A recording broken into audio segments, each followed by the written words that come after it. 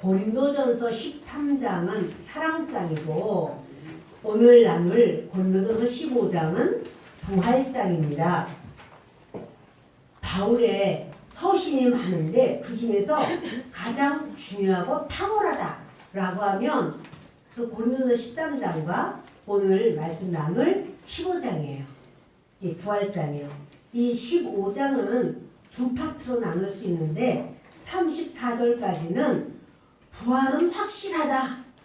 부활은 진짜 있는 거다. 예수님의 부활은 있어. 라고 하는 확실성을 말하고 35절부터 마지막 절까지는 부활한 다음에 그 몸에 대해서 알려주십니다. 그런데 왜 이런 말을 바울은 할까? 예수님이 부활하신 것도 당연하고 우리도 부활할 것이 당연한데 이렇게 생각하겠지만 그 고린도 교회는 헬라 지역이에요. 헬라 문화를 그 영향을 많이 받았습니다. 근데 헬라 문화는요 이래요. 사람이 죽으면 영혼이 있다. 영혼이 없어지지 않는다. 영혼 불멸을 믿어요. 그러나 육체가 부활한다. 그건 안 믿어요. 근데 육체의 부활을 믿지 않는다면 예수 그리스도께서 부활하신 그 사건을 부인하는 거예요.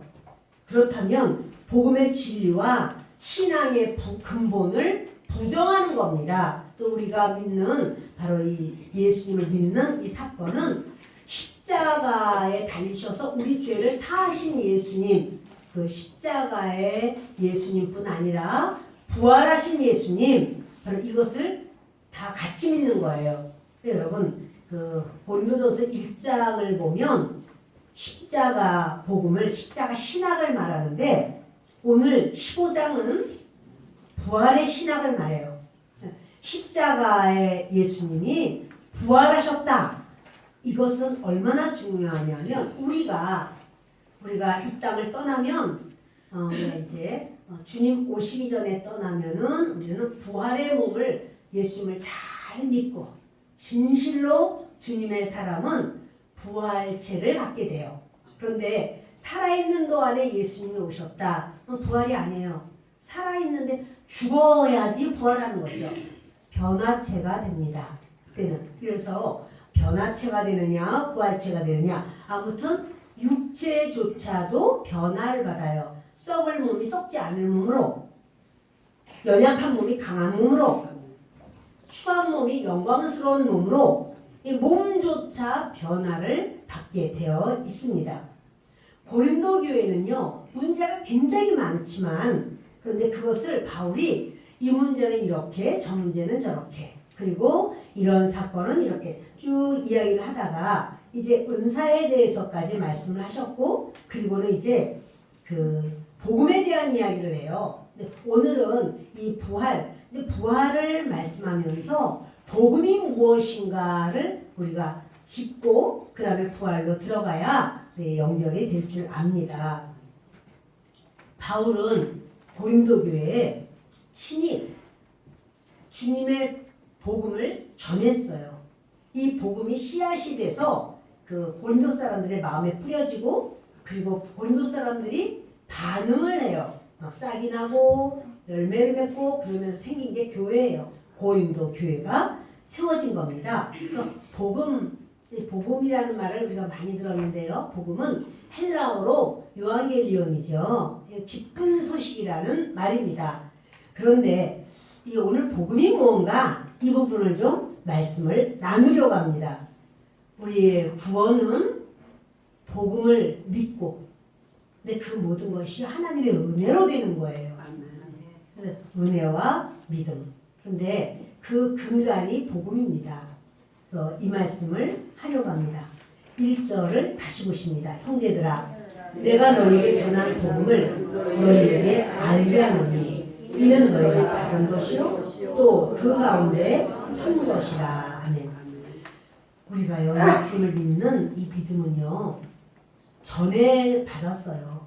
복음을 전에 받았기 때문에 믿는 거지 전에 받지 않고 내가 스스로 알았다 그런 건 없어요.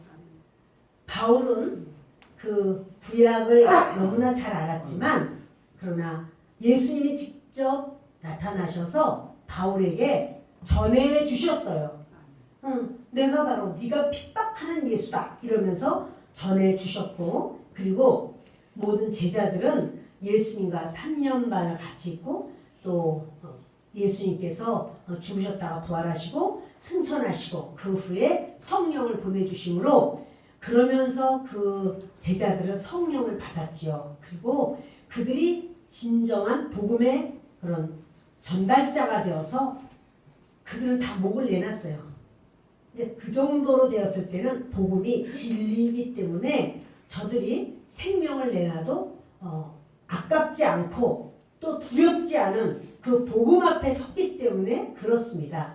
그렇다면 우리가 알아야 될 것도요, 바른 복음을 알아야 되고, 그 바른 복음이 있을 때 우리가 바로 그 예수님을 만나야 돼요. 만남이 있어야 돼요. 고린도 교회는 이 복음을 받았습니다. 근데 이걸 이렇게 말해요. 내가 너희에게 전한 복음, 이렇게 말해요. 여러분, 우리는요 누군가로부터 복음을 전해받았고, 또 복음을 받은 사람은요 반드시 해야 될 게 복음을 전해줘야 돼요. 다른 사람들에게, 아직 복음을 알지 못하는 분들에게 복음을 전해주는 것이 우리의 사명이에요.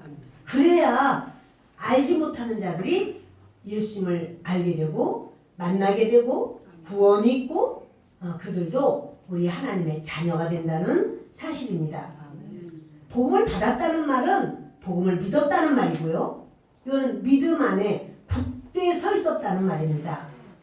복음은 예수 그리스도께서 우리를 위하여 십자가에서 대신 돌아가셨다. 그리고 예수님은 죽으셨을 뿐 아니라 살아나셨다. 이것이 복음의 핵심이에요.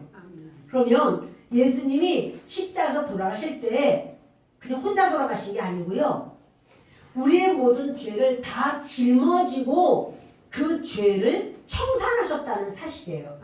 이 말씀을 오늘 하려고 합니다. 고린도전서 1장 18절을 같이 읽겠습니다. 십자가의 도가 멸망하는 자들에게는 미련한 것이요 구원을 받는 우리에게는 하나님의 능력이라. 예수님이 우리 죄를 짊어지시고 십자가에서 돌아가셨다. 이 말을요, 멸망하는 자들, 구원받지 못하는 자들, 하나님 자녀가 아닌 자들, 지옥 가는 자들, 그들은요 미련하게 들려요. 무슨 그런 소리가 있어? 이렇게. 그러나 구원받는 사람에게는 하나님의 능력이에요. 아, 그렇구나. 이야, 정말 주님이 이렇게 감격하게 된다는 사실이에요. 그러면 이 땅에 이런 놀라운 하나님께서 구원을 주시기 위한 이 계획과, 이것이 언제부터 주님은 이런 계획을 세우셨을까? 사실은 창세 전부터 우리를 주님이 아셨고, 그리고 하나님이 우리의 모든 것, 우리가 하루도 살기 전에 우리의 일생을 다 아시는 분이 하나님이십니다. 아멘. 그런데요, 창세기 3장 15절을 보면 우리 함께 읽습니다. 내가 너로 여자와 원수가 되게 하고 내 후손도 여자의 후손과 원수가 되게 하리니 여자의 후손은 내 머리를 상하게 할 것이요 너는 그의 발꿈치를 상하게 할 것이니라 하시고. 이것이요 원시복음입니다. 하나님께서 예수님을 이 땅에 보내주시겠다고 약속한 첫 말씀이에요. 그러니까 사람들이 죄를 짓고, 아담과 하와가 죄를 짓고, 그런 다음에 주님이 이런 말씀하시는 거예요. 여자의 후손을 보내주리라 그래요. 우리 모든 인류는요, 지금 80억의 인류가 이 땅에 사는데 단 한 사람도 여자의 후손은 없어요. 다 남자의 후손이에요. 그런데 이 땅을 거쳐간 수많은 인류 속에 단 한 분, 예수님만 여자의 후손입니다. 예수님은 그 요셉이 양 아버지라 그를 키웠지만 육신에 예수님 성장하면서 그와 아버지다라고 했지만, 사실은 요셉은 예수님과 전혀 상관없는, 그러니까 요셉도 예수님을 믿어야 구원받는, 그리고 마리아가 임신했지만 마리아는 성령으로 말미암아 잉태되었고, 그리고 그 마리아도 예수님을 믿을 때 구원이 있는 거예요. 우리 사람은 누구나 다 그렇게 예수 그리스도 하나님이 주신, 왜 그런가 하면 하나님이 그러셨어요. 그 여자의 후손은 뱀, 지금 뱀에게 저주하는 말씀이거든요. 근데 뱀을 역사한 영이 있는데, 악한 영, 마귀란 말이에요. 그런데 바로 너의 그 마귀의 모든 괴계를 다 그 머리통을 깨뜨리듯, 뱀의 머리통을 박살을 내듯이 마귀의 모든 권세를 완전히 깨뜨려 부실 분이 여자의 후손 예수 그리스도다. 그러면 그 여자의 후손을 마귀는 발꿈치를 상하게 할 것이라. 다시 말해 예수님의 육체를 고통을 주고 육체를 죽이는 데까지 사단은 역사를 하는 것을 말씀해요. 그러나 육체는 죽었지만 예수님은 부활, 하나님이시기 때문에 부활하시는 그 역사가 있는 겁니다. 여러분, 이때 이것뿐 아니라 주님은요, 그 이 땅에 다시가 아니라 이 땅에 오신다라는 말씀을 성경에 구석구석 많이 말씀하고 있어요. 그 중에서 우리 이사야 53장 5절 6절을 읽겠습니다. 그가 찔림은 우리의 허물 때문이요 그가 상함은 우리의 죄악 때문이라. 그가 징계를 받음으로 우리는 평안을 누리고 그가 채찍에 맞음으로 우리는 나음을 받았도다. 우리는 다 양 같아서 그릇 행하여 각기 제 길로 갔거늘 여호와께서는 우리 모두의 죄악을 그에게 담당시키셨도다.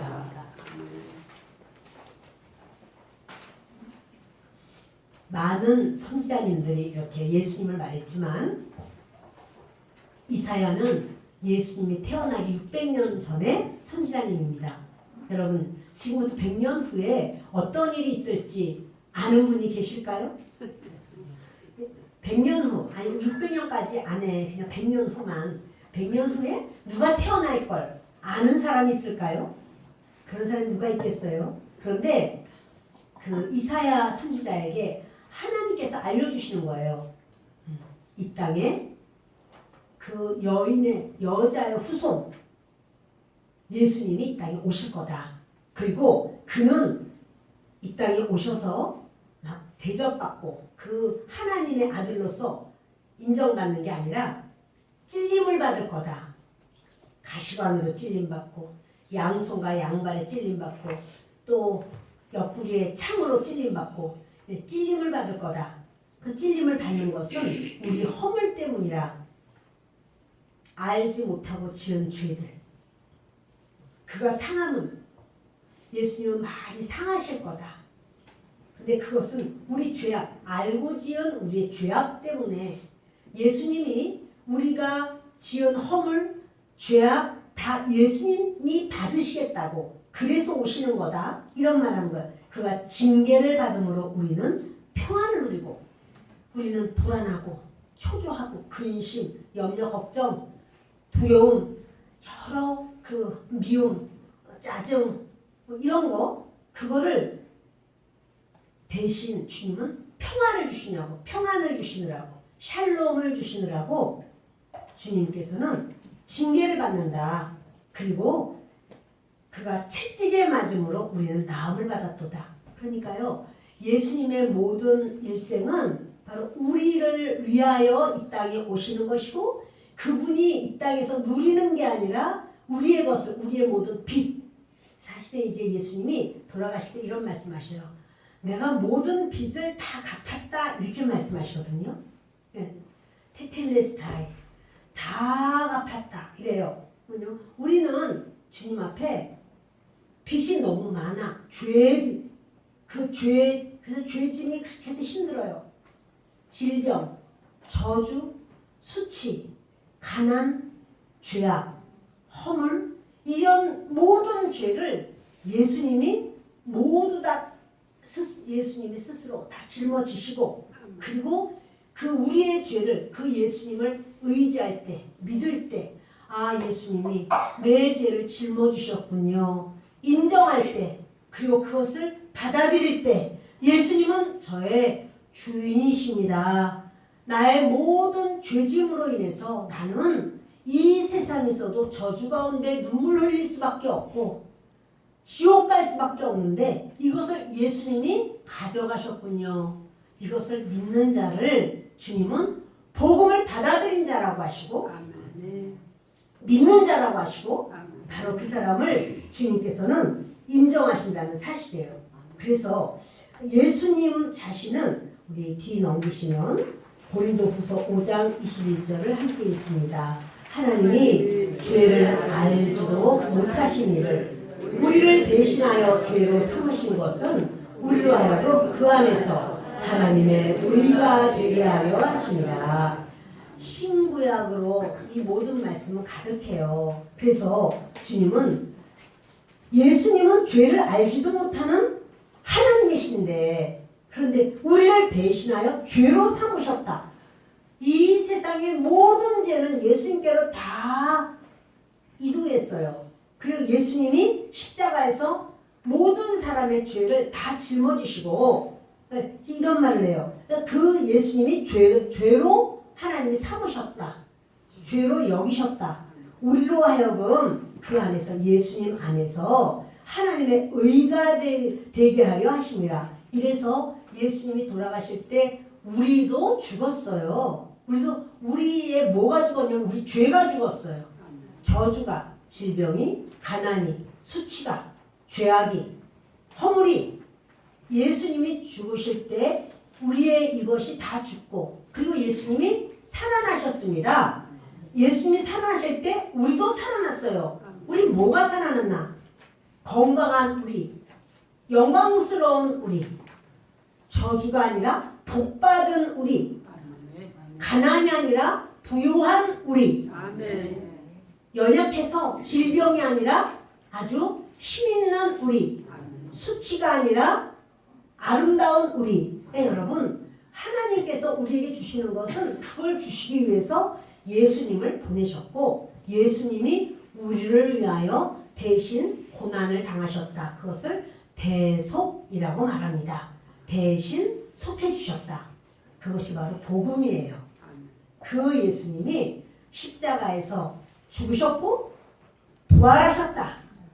여러분, 이 놀라운 사건을요, 귀로만 들어서 지식으로만 알아서는 우리가 사실은 그 복음을 잘 모릅니다. 나 그 사건 알아. 동의해. 이 동의하는 거는 믿음이 아니에요. 예수님을 만나야 돼요. 예수님을 만나고 그 성령님이 우리 속에서 예수의 영이거든요. 성령님이.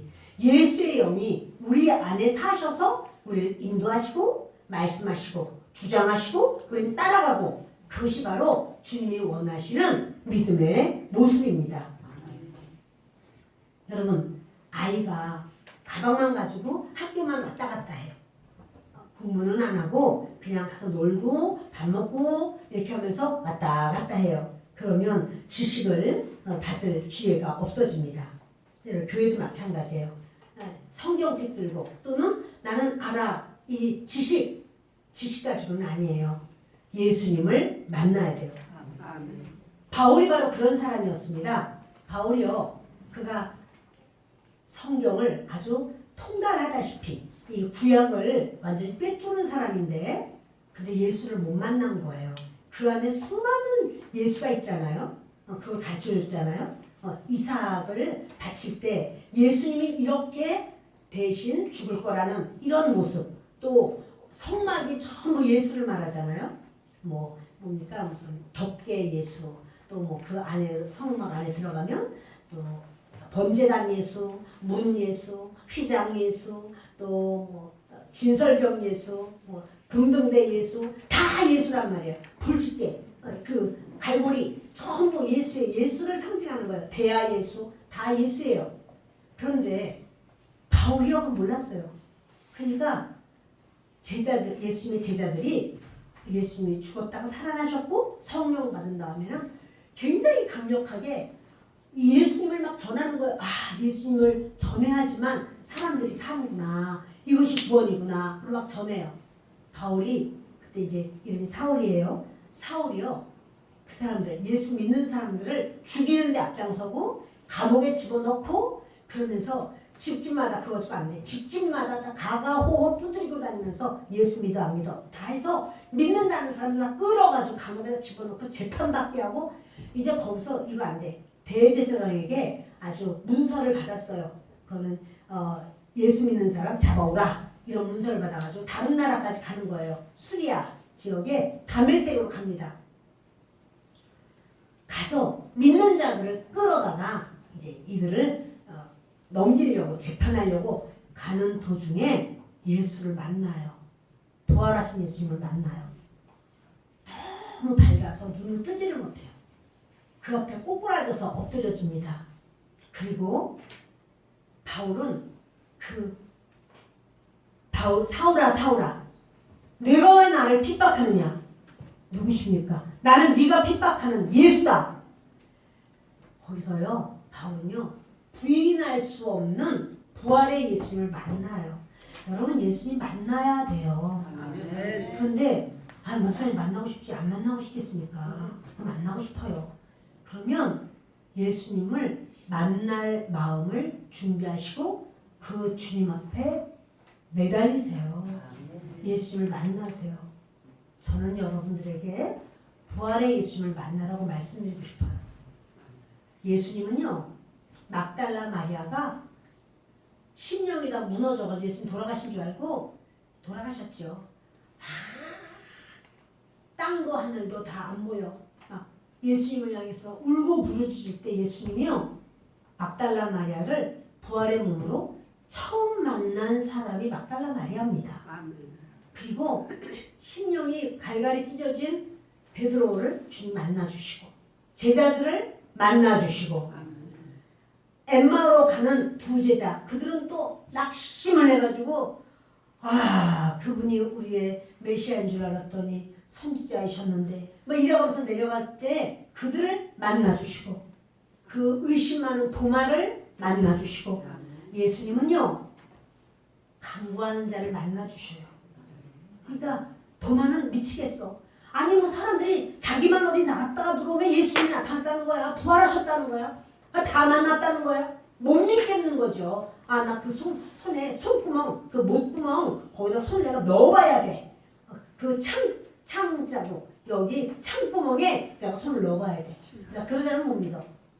잘못입니까? 죄입니까? 못 믿는 거예요. 안 믿어지는 거예요. 왜? 안 만났으니까. 예수님을 모르나요? 3년 반을 알아요. 예수님 기적도 다 봤어요. 죽은 자 살리는 것도 봤어요. 그런데 예수님 부활하셨다는 걸 안 믿어지는 거예요. 믿어지면 왜 도마가 그러겠습니까? 근데 안 믿어지는 거예요. 속이 타서 죽겠어. 다른 사람들의 얼굴이 환해져가지고 예수님 다시 사셨다고 막 펄펄 뛰어요. 예수님이 돌아가실 때는요 십자가에 못 박힌 거는 다 봤어요. 모든 사람이 다 봤어요. 그런데 부활하신 예수님은요 다 못 보는 거예요. 아니 도마도 못 보는 거예요. 여러분 그 못 보는 부활의 예수님을 못 보니까 그 영역과 그 능력과 그 힘이 없어요. 근데 그걸 본 제자들은 기뻐서 뛰면서 야 예수님 살아나셨다고 40일 동안을 그렇게 사신 예수님과 이제 사신 예수님이 많이 나타나죠. 10번 그렇게 나타나요. 그러다가 이제 예수님이 승천하시죠. 성령을 보내주시죠. 그러고 나니까 진짜 예수의 영이 딱 오니까 그때부터 펄펄 뛰는 거예요. 여러분 제자들이요 부활하신 예수님 만났어요. 그리고 지금은요 성경이 완성된 시대예요. 지금은 성경이 완성되었기 때문에 주님을 성경 속에서 알지만 그러나 체험적으로 성령으로 말미암아 여러분들이 다 예수님을 만나기를 바랍니다. 아멘. 만나기를 축원합니다. 아멘. 그 바울은요 정말 자기 속에 예수 그리스도가 들어온 다음에 그는 너무너무 기뻐서 그대로가 아니라요 아라비아 광야로 들어갑니다. 그래서 그 아라비아 광야에서 3년 동안을 그가 그 성경을 다시 보는 거예요. 그리고 그 간절함, 그 뜨거움으로 하나님께 매달려요. 그러니까 성경 속에 야, 그 반석이 바로 예수님이셨구나. 만나가 바로 예수님이셨구나. 모든 성경 속에 있는 것이 이제 밝히 보이는 거예요. 그리고 바울이 그렇게 생명이 안 아까워요. 얼마나 매를 맞고 돌로 사람들이 때려서 죽이려고 했고 또 바울이 물에 빠져서 뭡니까 배가 파손되고 뭐 그 동족의 위험들, 동족이 끝까지 죽이려고 쫓아오고 이런 여러 가지가 있었습니다. 그러나 바울은요, 이제 그렇기 때문에 복음을 그만 전해야 되겠다가 아니라 저들의 영혼이 예수 아니면 구원이 없어. 그러니까 생명 바쳐서 복음을 전하는 거예요. 여러분 한번 여쭤볼게요. 정말 예수님 부활하셨나요? 우리끼리니까 한번 얘기해 보세요. 정말 예수님 부활하셨어요? 아멘. 어떻게 아세요? 말씀을. 맞아, 말씀으로. 그런데 저는 진짜 부활의 예수님 만났어요. 전 진짜 말씀으로 믿는 것뿐 아니라 진짜 주님을 사모하면은 주님이 만나 주셔요, 여러분. 주님을 애타고 원하고 간구하고 매달리고 몸부림을 하고 오직 그 하나밖에 나는 소원이 없었어요. 근데 주님이 진짜로 만나 주셨어요. 근데 그게 너무 짧아서 너무 아쉬운데. 근데 여러분 제가 그렇게 부활의 예수님을 만난 다음에 제 친구가 알아보는 거예요. 전도사 시절인데 전사님 뭐가 바뀌었다. 뭐지? 무슨 일이 있어? 아무 일도 없는데? 그럴 리가 없어. 바뀌었어. 그럴 리가 없어. 아니 별일 아니야. 아니야. 별일이야. 여러분 주님은 살아나셨어요. 근데 제가 그 굉장히 순간적으로 짧은데 부인할 수 없는 건 그때 어떤 일이 있었거든요. 그 하나님의 은혜를 제가 받았거든요. 부인할 수 없는 사건이에요. 여러분 주님은 살아계셔요. 그리고 애원하고 간구하고 소원하고 매달리고 주님이 나의 목적이 되면 주님은 만나 주셔요. 주님이 안 만나 주시고 숨바꼭질 하시는 분이 아니에요. 여러분 믿으세요. 그리고 맛을 봐야 맛을 알아요. 주님을 만나고 내가 그 주님이 누구신지를 알고 그럴 때에 우리는 그 주님을 신뢰하게 되고 말씀을 신뢰하게 돼요. 이것이 바로 복음입니다. 우리는 용서를 받아서 의인이 되게 하는 것, 그것이 예수님이 행하신 일이에요. 우리의 모든 빚을 예수님이 몽땅 다 가져가셨어요. 그것이 질병의 빚이든. 그러니까 여러분 우리가요 이렇게 나에게 아직도 죄가 있어, 저주가 있어, 어려움이 있어, 이 모든 것 예수님이 가져가셨어. 이렇게 여러분 선포하세요. 그리고 나는 예수님 안에 있어. 나는 하나님의 사람이야. 나는 주님이 의롭게 하셨어. 하나님께서 나를 세우셨어. 그래서요 그 빚을 다 청산해버린 것이 바로 십자가예요. 그런데 십자가에서 예수님 죽으셨지만 그래서 빚을 청산했다 그러면 살아나셔야죠. 죽음으로 끝나면 안 되잖아요. 그러니까 사람들이 그를 믿으면 아마 영원히 살 거야 라고 생각하고 석가모니를 믿기도 합니다. 근데 석가모니 살아나셨나요? 아니요. 그 무덤이 그대로 있단 말이에요. 공자님이 얼마나 윤리도덕적으로 좋은 말씀을 많이 해주셨어요. 공자님 살아나셨나요? 아니요. 그 무덤 그대로 있습니다. 마호멧 이슬람교 마호멧이 자기가 아주 그런 구원자처럼 말했어요. 그런데 살아났나요? 다 안 살아났어요, 여러분. 나는 호랑이를 이겨. 나는 호랑이를 싸우면 나는 이길 수 있어. 호랑이 굴로 들어갔습니다. 그리고 100년 지나도 안 나옵니다. 어떻게 된 걸까요? 이겼으면 호랑이를 잡아서 보여줘야지. 이렇게. 내가 이겼어, 내가 죽였어, 얘를. 죽음에서 예수님은 승리를 하셨고 살아나셨단 말이에요. 그러니까 살아나셨으니까 그 예수님이 바로 나는 이겼다. 나는 승리했다. 나는 부활이다. 생명이다. 이 세상에서 부활이고 생명이신 분은 예수님 한 분밖에 없습니다. 저와 여러분에게 도대체 무슨 복에 우리가 이런 은혜를 힘입고 그 놀라운 소식을 내가 이렇게 받아들이고 이 복음의 사람이 되었을까요? 복 받은 분들이에요, 모두. 그러면 서로 인사할까요? 복 받으셨군요. 할렐루야. 예. 이보다 더 큰 복은 없어요, 여러분. 예. 구원의 복을 우리는 받았잖아요. 우리 4절을 읽겠습니다. 2절부터 읽겠습니다.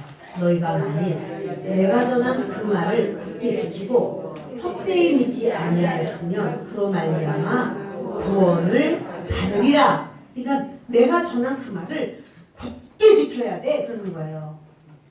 바울이 고린도교회를 세웠어요. 그리고 복음을 전했어요.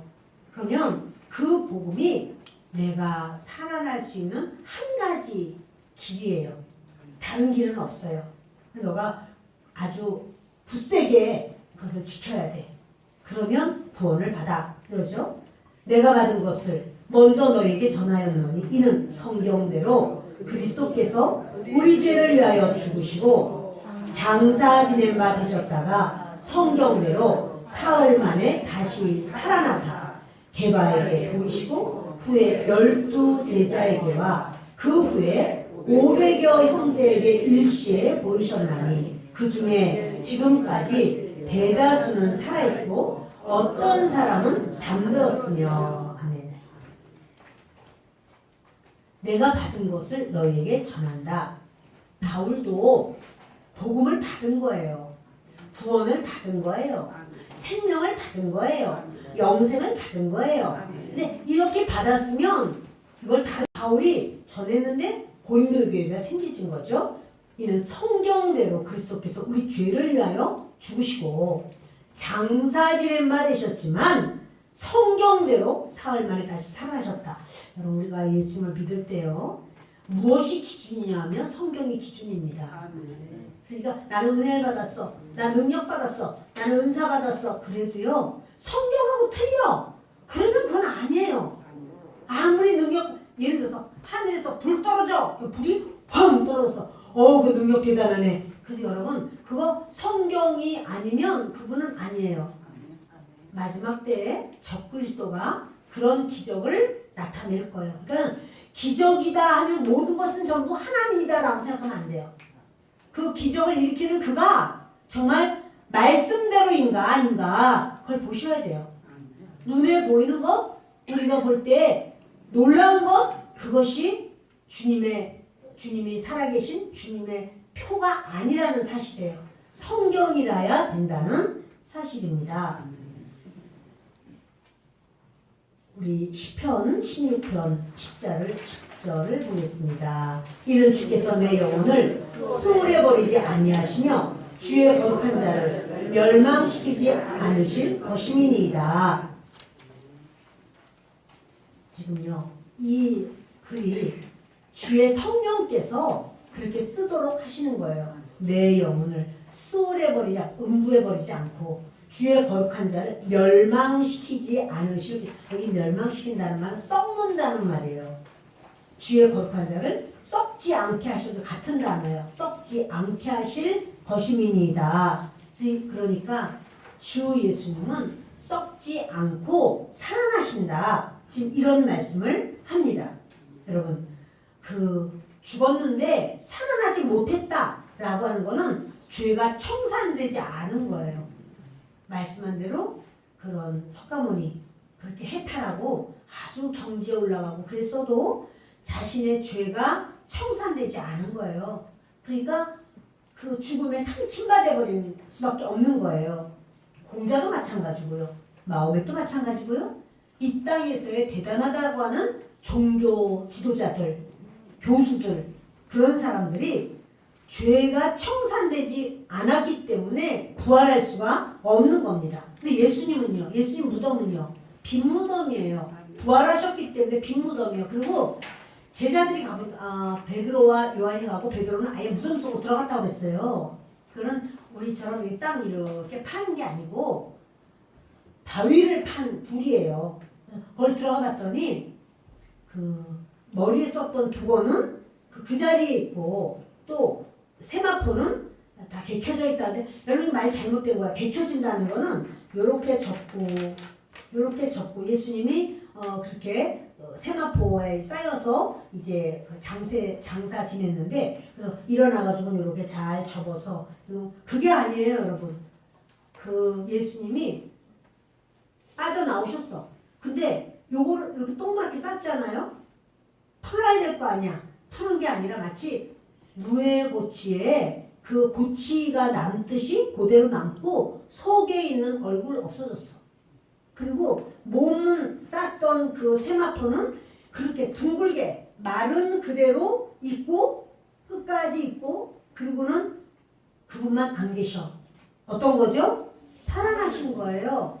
그런데 부활체는 우리의 육체랑 달라. 우리의 육체는 시간과 공간에 이런 어떤 제약을 받죠. 그런데요, 부활하신 예수님은 벽도 통과하고 문을 잠갔어도 들어오셨어요. 그것처럼 이런 붙들어 맨 거, 이건 그대로 있어요. 그리고 예수님만 쏙 빠져나오셨어요. 부활하셨어요. 그걸 얘기하는 거예요. 아니 머리는 예수님 키가 있을 테니까 머리는 쪽에 그 두건은 그대로 쌓인, 동그랗게 쌓인 그 모습 그대로, 그리고 몸은 몸대로 쌓여진 그대로 있었다라고 하는 거예요. 부활입니다. 예수님은 이렇게 당신이 확실하게 살았다라고 하는 증거를 보여줬기 때문에 그 사건이 교회의 기초가 돼요. 제자들이 이제 성령도 받고, 그리고 예수님 부활한 것도 알고, 그 다음에는요, 생명을 다 내놔요. 그리고 이제 예수님은 사시는 분이시다. 이렇게 어디 가든지 그 말을 하는 거예요. 제자들이요, 다 순교를 당하죠. 근데 순교 당할 때 아니야 그냥 어떤 일로 해요. 그런 사람 없어요. 그렇게 의심하던 도마는 인도까지 가서 동방으로 인도까지 가서 그는 거기서 죽임을 당해요. 복음 전하고 거기서 죽임을 당하는. 근데 여러분, 어떻게 그렇게 될 수 있을까? 그것은요, 초기의 교회의 기독교의 기초가 되는 바로 사도들은 아주 뜨거운 믿음을 확신 가운데 가졌어요. 생명을 내놓을 만큼 강한 믿음이 있었어요. 죽음을 두려워하지 않는 사람은 없거든요. 누구나 다 죽음을 두려워해요. 그러나 그들이 죽음보다 더 큰 믿음이 있었어요. 안 무서운 거예요. 그것이 문제가 아닌 거야. 하나님이 살아계시고 하나님의 천국이 너무나 확실한 거예요. 이 땅에서의 사는 것은 지나가는 거예요. 별거 아닌 것을 아는 거예요. 이렇게 바울이요, 이제 복음을 전하면서 이런 말을 해요. 개바에게 보이시고. 근데 사실은 개바에게 보이기 전에 여자들한테 보이셨잖아요.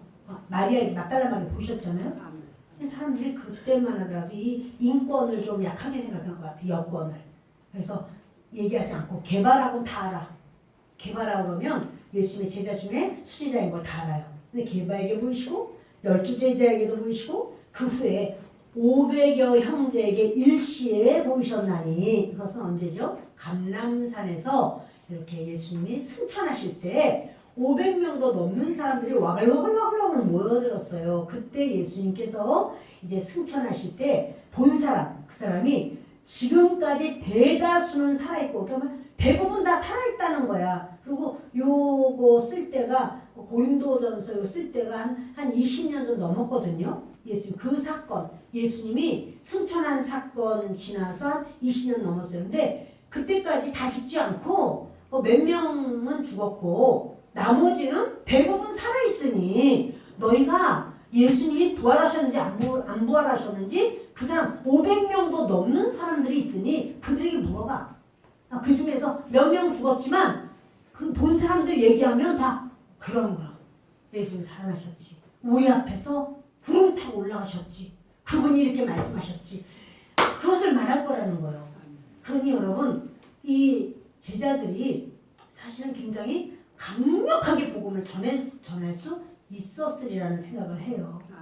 그때 이야기를 설교하기도 좀 쉽지 않았을까 그 생각이 드는 것이 예수님을 전하는 거잖아요. 예수님을 전하면서 그때 우리가 그쪽에 그 마을로 갔을 때 예수님이 이렇게 말씀하시고 그때 박서방 자네도 거기 들었지? 그럼 내가 들었지. 그리고 김서방 자네는 거기서 치료받았잖아. 네, 나도 치료받고요. 우리 와이프도 치료받았어요. 이러면서 그 자리가 다 그냥 구원의 자리, 확신의 자리인 거예요. 그렇다면 거기 있는 사람들이 정말 예수는 그런가 보다. 그럼 나중에 끝나고 난 다음에 어떻게 해요? 소그룹이 형성되겠죠. 들러붙어가지고 그때까지 얘기 좀 해달라고 하면은 막 얘기를 하다 보면 사람들이 야 그렇구나. 이분들이요 확신 속에 있는 거예요. 그런 그 초대교회가 그러했기 때문에 지금까지도 이 복음이 우리에게까지도 전해져 내려온 거예요. 지금도요 여러분 예수님이 가끔 나타나실까요? 예수님이 나타나실 수가 있어요. 우리 가끔 그런 얘기 들어요. 그러니까 아주 복음하고 완전히 떨어진 곳, 도저히 복음이 들어갈 수 없는 곳, 그런 곳에서는요 예수님이 직접 나타나셔서 내가 그다 이렇게 말씀하셔서 나는 예수님. 무슬림 중에서도 그런 경우가 흔하지 않습니다. 그러나 있습니다. 그래서 그분들이 생명 내놓고 복음을 전하는 거예요. 여러분 저와 여러분은 말씀이 있고 또 주님이 지금도 물 붓듯이 부어주시는 성령이 있어요. 그러니 여러분들 주님을 사모하여 간구할 때 주님이 너는 건너뛰고 다른 사람 그거 같지 않아요. 아직 못 받았어요. 그럼 여러분 받을 때까지 매달리세요. 간구하세요. 의지하세요.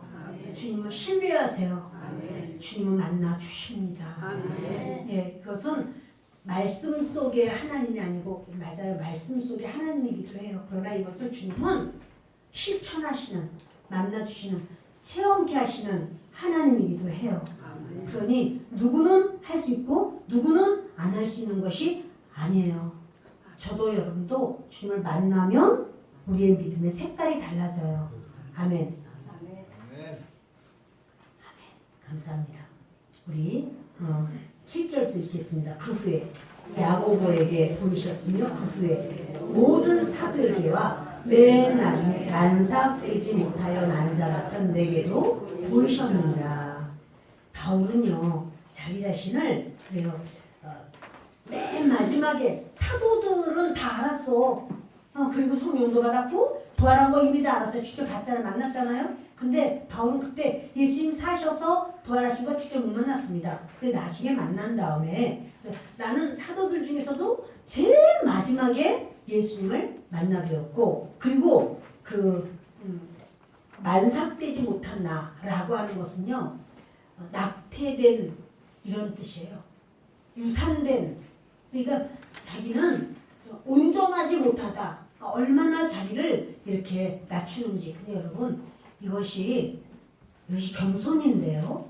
겸손하다는 것은 뭐냐면 내가 주 안에서 주님이 나를 구원하시는 바로 그 선상에서 나라고 하는 자는 정말 지옥 갈 수밖에 없는 죄인인데 분에 넘치는 은혜를 내게 주셨다. 이 생각이 기준이 돼서 생각하는 모든 것이 겸손이에요.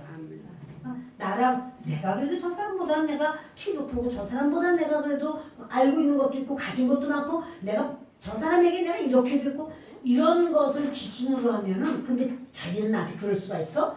이러면요 여러분 그게 그 주님과 나 사이에 내가 얼마나 쓸모없는 죄인 아주 죄덩어리였는데 라고 하는 걸 잊어버리는 거예요. 자기 의예요 그게. 나의 의를 드러내면 하나님은요 그것을 걸레 쪼가리 같다 그래요. 나는 그래도 저 사람보다 내가 얼마나 내가 정말 이렇게 잘했구나 그래 이건요 자기 의예요. 근데 그걸 기준으로 삼으면 그 사람이 교만인 거고요. 주님이 보실 때 쓰레기통에 넣기도 내가 더 더러워. 쓰레기통 지저분해지겠다.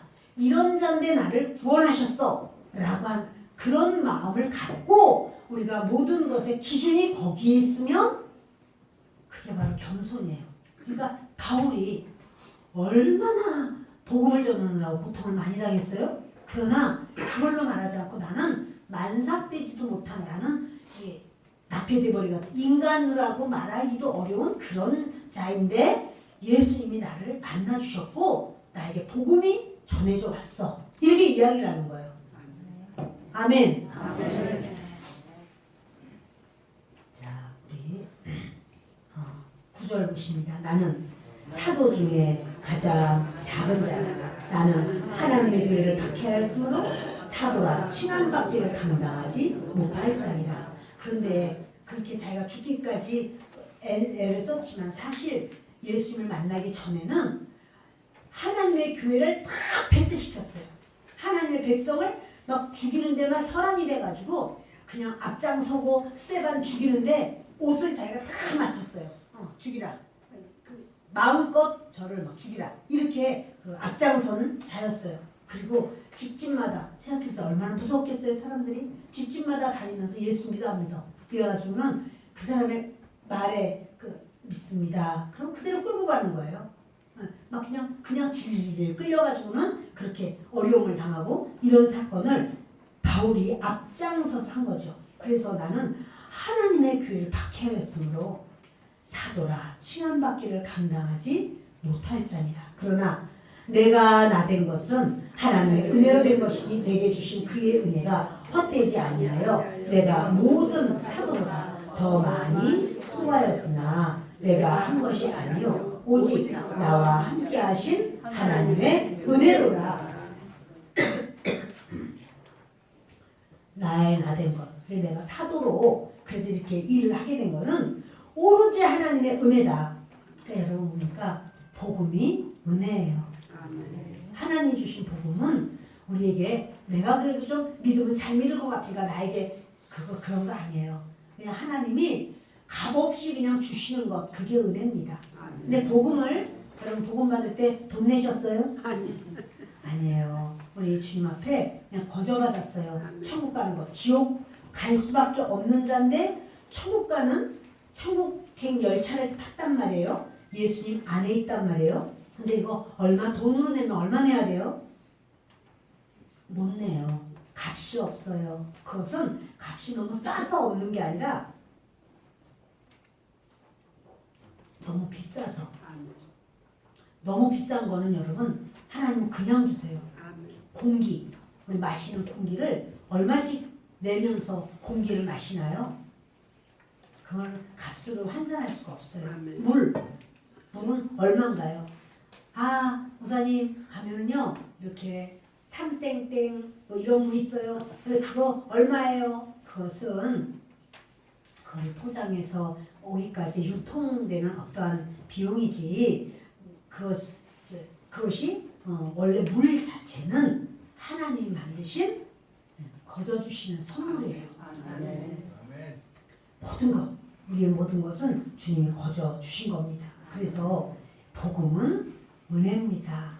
우리가 복음을 전할 때도요 은혜로 전하는 거예요. 복음을 전했는데 믿지도 않고 내가 이렇게 줬더니 그냥 전도제를 팍 버리고 가고 꾸기고 가고 막 싫다고 그러고 지가 뭐 여러분 그럴 필요가 없어요. 우리도 거저받았으니 이분도 몰라서 그렇지 알면 저는 그런 생각 참 많이 했어요. 하나님이 내게 주신 은혜를 만일 다른 사람에게 주었다면 나보다 더 열심히 했을 텐데 더 뜨겁게 주님을 사랑했을 텐데 그런 생각하면 하나님께 너무 죄송해서 하나님 주님 저 사람한테 하나님이 은혜 주셨다면 얼마나 예수님을 잘 믿을까요? 또는 제 주변에 성실한 분들이 있어요. 저 친구한테 하나님이 내게 주신 은혜 반만 줘도 저 친구는 나보다 더 잘 믿을지도 몰라. 이런 생각하면 막 소름이 막 생겨요. 주님 내가 이렇게 하면 안 되겠네요. 주님 제가 잘 믿고 싶으네요. 하나님 좀 도와주세요. 믿는 것도 하나님 도와주시면 안 되네요. 도와주세요. 여러분 그런 바울이 그래요. 나는 은혜로 하나님 앞에 이 복음을 받았다. 나는 많이 수고했지만 그거 성령님이 하신 거야. 내가 한 거 아니야. 은혜로 한 거야. 하나님이 나를 이렇게 할 수 있게 하신 거야. 이러는 거예요. 오직 나와 함께 하신 하나님의 은혜로라. 그러니까 여러분 우리가 하나님의 일을 한다라고 해도 그건 주장하는 자세로 하는 건 아니에요. 꽥꽥 이러면서 꽥꽥거리면서 주장하는 자세로 하는 게 아니라 섬기는 자세로 하는 거예요. 그렇게 너무 애를 쓰셔서 너무 애쓰는 것도 성령님이 함께 하시고 은혜로 할 수 있는 모든 여건을 주시는 거예요. 그러니 여러분 우리가 하나님 앞에 뭔가를 했다고 해도 그거 가지고 자랑할 건 없어요. 구약 시대에는요 율법과 행위로 살았어요. 신약은요 은혜와 믿음으로 살아요. 은혜로 살고 믿음으로 살아요. 여러분 이제 주님께서 저와 여러분에게 주신 11절 같이 읽습니다. 그러므로 나나 그들이나 이같이 전파하매 너희도 이같이 믿었느니라. 아멘. 그러니까 우리가 알지 못하는 걸 어떻게 전파하겠습니까? 들었으니까 우리도 깨닫게 되는 거고 구원받고 하나님의 은혜로 나를 불러서 하나님께서는요 구원받은 사람에게는 사명을 줘요. 그 사명이 무엇이냐면 전파해라 하는 게 사명이에요. 때를 얻든지 못 얻든지 그리스도를 전파하라. 이게 사명이에요. 말씀 마칩니다. 저와 여러분에게 주님은 우리를 거저주셨고 그리고 천국까지 거저주시는 하나님이시고 우리는 혼자 가지 말고 정말 우리도 우리가 할 수 있는 대로 같이 은혜로 나눌 수 있는 복음 되기를 바랍니다. 기도합니다.